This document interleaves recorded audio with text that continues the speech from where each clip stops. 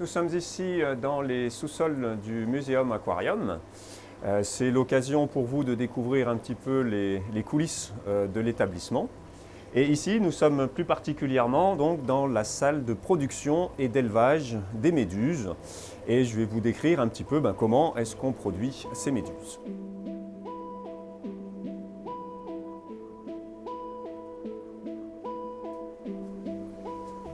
Alors comme je vous l'ai expliqué, en fait, les méduses au début de leur vie, ce sont de tout petits polypes. Vous avez ici sur cette illustration le cycle complet de vie de la méduse. Alors il y a une première partie de la vie qu'on appelle la vie benthique, donc ce sont les polypes qui sont fixés au fond de l'eau, qui se reproduisent de façon asexuée. Je vous montrerai tout à l'heure, on appelle ça de la strobilation. Et ces polypes vont produire de toutes petites méduses qui vont constituer la deuxième partie du cycle, c'est ce qu'on appelle la vie pélagique, la vie en pleine eau. Donc ces petites méduses vont grossir et se reproduire de façon sexuée cette fois-ci pour redonner de nouveaux polypes.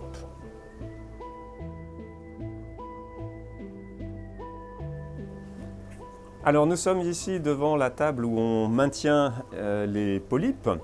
Ici, c'est le maintien à température ambiante, à peu près à 20 degrés. Vous voyez, il y a des supports, un petit grillage, parce que les polypes sont des organismes fixés. Ils ont besoin d'un support pour se développer. Dans ce bac, on produit un stress thermique, un choc thermique froid. On passe les polypes à une température de 12 degrés pendant 2-3 semaines et ce choc thermique va induire la reproduction asexuée, va induire la production des méduses.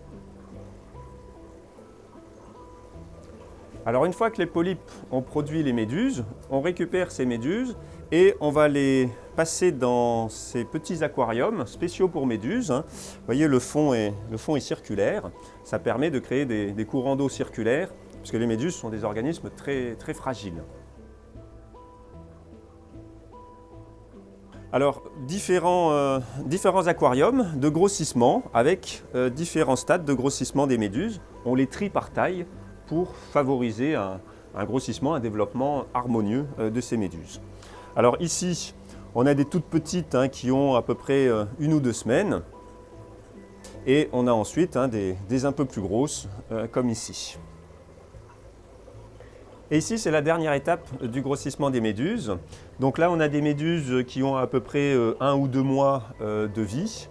Ce sont des méduses qui sont pratiquement, on peut les considérer comme adultes et elles peuvent se reproduire de façon sexuée.